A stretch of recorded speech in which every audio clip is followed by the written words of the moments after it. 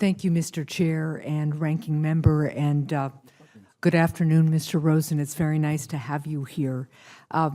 As you may know, the Tiger grants that have traditionally been issued through the Department of Transportation have had a really major positive impact on the granted state. In recent years, Tiger funds have been used to support our Memorial Bridge, as well as our Sarah and Mildred Long Bridge, both of which play a really important role in keeping our state's economy going around our port.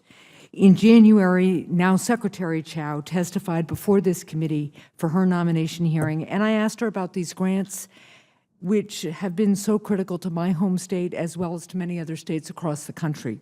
The Secretary acknowledged the importance of the grants, and she even said that the utility of this program is, and this is a quote, one area of great agreement in Congress.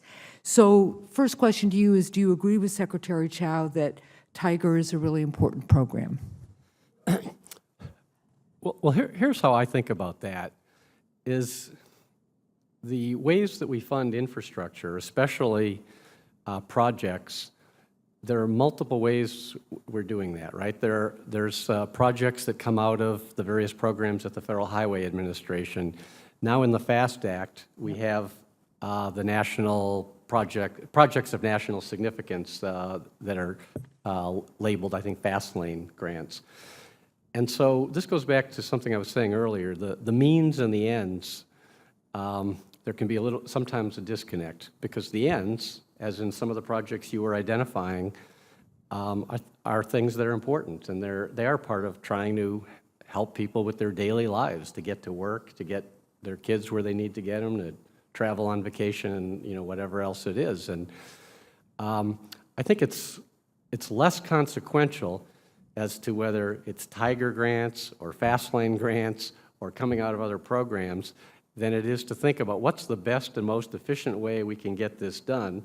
And I think that's part of what the infrastructure proposal that I understand is in the works. I'm not yet at the department, as you know, but from what I've read and heard loosely, I think we'll focus on that. And so I think again, the end of getting support for projects is one that looks to me, at least, to have widespread support. Well, I thank you for that. One of the reasons I asked the question, though, is that earlier in the month in the President's draft budget, Tiger grants were completely eviscerated, and that's in the absence of anything coming forward from the White House to help us see what an alternative vision might be. And the other thing is that these are programs that are critical to our economy. I mean, this is when you're talking about the two bridges that cross a critical port in the Northeast. If you don't have those bridges, if you don't have a drawbridge that works, oil doesn't come into our port, right? So a lot of these programs exist because they're tailored to particular needs, and in the case of Tiger grants, often are initiated from the states after the state's done the homework about what particular need is there. So I'm grateful that you acknowledge the need. I am very concerned that when we see a budget that eviscerates something that most people in Congress agree has been important for critical projects that keep our economy going, that we don't throw one thing out before we have a good idea of how we're going to address the need. Does that seem reasonable to you? Well, I understand your point. I'm not sure if I have a helpful answer in that. I think you have an observation that's useful, which is that there are needs.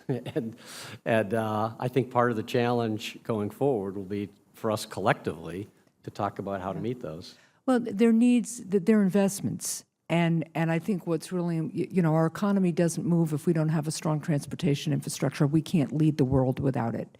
And so let me move on to another area of proposed cuts, or at least as far as we understand them from the draft budget that we've seen, that impact states like mine and many other states. And you've probably heard about it from a couple of the other senators. The President's proposed budget eliminated the Essential Airspace Program. And this program was designed to ensure rural communities receive commercial air service even in areas that would otherwise not be profitable for the airlines because of their geographic location. The Lebanon Airport is one of those EAS airports, and it serves 10 to 11,000 Granite Staters each year. Elimination of this program would have a devastating economic impact on rural communities that these airports serve. So what is your plan to keep rural communities connected to transportation services if the President's budget proposal eliminating EAS service becomes a reality? So this is one of those questions that I have to point out, and I don't mean this defensively, that I'm not currently yet in the administration or a participant in that. But as a nominee to the President Trump's administration, I'm of course obligated to support the President's budget, and I do. The administration campaigned on a reordering of priorities, and at least the way I perceive it, the so-called skinny budget that was released is sending the message about some reordered priorities. But having said that, I guess there may be three things I want to share that I think are responsive to your question. The first is that I wholeheartedly share, and I know that Secretary Chao shares as well, the concern that many people have about access to transportation in rural areas of our country. Transportation is one of the key ways in which we are connected as a nation. And if anything, I think too little attention has been paid to this. If people can't fly to Nome, Alaska, or Meridian, Mississippi, or in your state, it's just that much harder to keep our country knit together. And I think we need that more than ever. It's a national value. The second observation I wanted to make is rural areas must have access that the whole country should have to the economic benefits that derive from both travel and the movements of cargo. And I think that's good for the rural areas, and I think that's good for the urban areas, as anyone who ever visits a grocery store should know. So the third thing I want to say, it is my hope that if I'm confirmed, I would want to help the department to more effectively achieve these objectives, partly by implementing the laws enacted by Congress, and in part by looking for ways to make programs work better, work safer, and focus on specifics and how to meet this need for connectivity. Now, how to do that? I think that this is where having 55,000 people in a department is more valuable than one fellow at a table here.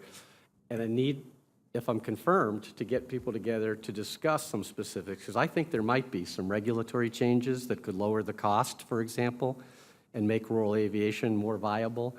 I think there may be other ways to address these needs that haven't been fully considered and fleshed out, and that the best way to do that is, if I'm confirmed, to both draw on the expertise of the department and talk to the stakeholders. Well, thank you very much. I thank the chair for your indulgence, and I'll just encourage you to be an advocate for strong transportation within the administration.